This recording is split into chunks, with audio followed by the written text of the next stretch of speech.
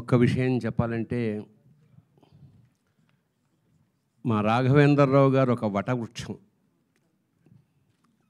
ఆయన చల్లటి నీళ్ళలో ఎంతమంది సేద తీరారో, ఎన్ని పువ్వులు పూసాయో, ఎన్ని కాయలు కాసాయో, ఎన్ని గూళ్ళు పెట్టుకుని భవిష్యత్ తరాలంతా అలాంటి మహానుభావుడితో ఆయన ఉన్నప్పుడు మనం ఉండడమే నా అదృష్టంగా భావిస్తున్నాం సార్. అలాంటిది మీతో కలిసి ప్రయాణం చేసి ఇన్ని దాదాపు జగదేక వీరుడు అతిశోక సుందరి లగాయతు ఇంతవరకు ప్రతి సినిమాలోనూ నేనున్నాను. మీ వాత్సల్యానికి నా కృతజ్ఞతలు జీవితాంతం నేను రుణపడి ఉంటాను సార్. ఇవాళ సర్కారీ నౌకరీ శేఖర్ కథ చెప్పాడు నాకు. ఇది చాలా ఆశ్చర్యం. ఎందుకంటే రాఘవేంద్రరావు గారి జానర్ కాదు ఇది.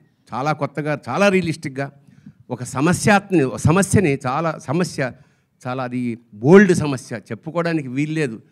అలాంటి సమస్యని చాలా ఎంటర్టైన్మెంట్ ఎలిమెంట్ పూతపూస్తూ సమాజానికి చాలా గొప్ప సందేశాన్ని అందించాడు శేఖర్ డైరెక్టర్. ఇంకా ఆశ్చర్యకరమైన విషయం అంటే సునీత వాళ్ళ అబ్బాయి నాకు తెలియదు. వెళ్ళాక తర్వాత ఇవిడు ఎంటర్ అయింది ఒకసారి సడన్గా, నువ్వెందుకు వచ్చావంటే మా అబ్బాయిని, అట్లాగా ఒక సర్ప్రైజ్ నాకు. చాలా రియలిస్టిక్గా చేశాడమ్మా. మరి ఎలా కమర్షియల్ హీరో కొట్టే హీరో అవుతాడు నాకు తెలియదు, కానీ మంచి ఆర్టిస్ట్ అయితే అయిపోయాడు. మంచి ఆర్టిస్ట్.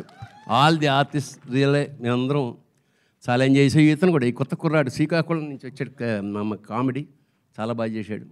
సో ఇందులో అంటే నాకు ఇలాంటి సినిమాలు చాలా ఇష్టం. ఇలాంటి ఆర్ట్ సినిమాలు నేను చేశాను. ఈ వేషం చేయడం నాకు చాలా కొత్త కోణంలో చిన్న విలని యాడ్ చేసిన ఒక వేషం ఇది.